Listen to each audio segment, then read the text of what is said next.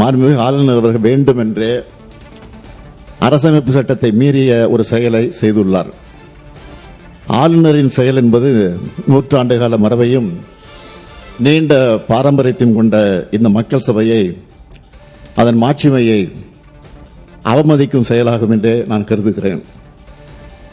10/4/2023 அன்று இதே பேரவையில் நான் ஆற்றிய உரையின் ஒரு பகுதியை நான் இங்கே நினைவு கூற விரும்புகிறேன். ஆட்டுக்கு தாடியும் நாட்டுக்கு ஆளுநர் பதவியும் தேவையில்லை என்று பேரறிஞர் அண்ணா அவர்கள் கூறிய போதிலும், அதை முத்தமிழறிஞர் தலைவர் கலைஞர் அவர்கள் வழிமொழிந்த போதிலும், அந்த பதவி இருக்கும் வரை அதற்குரிய மரியாதையை கொடுக்க அவர்கள் முதலமைச்சர்களாக இருந்த நேரத்தில் தவறியதில்லை.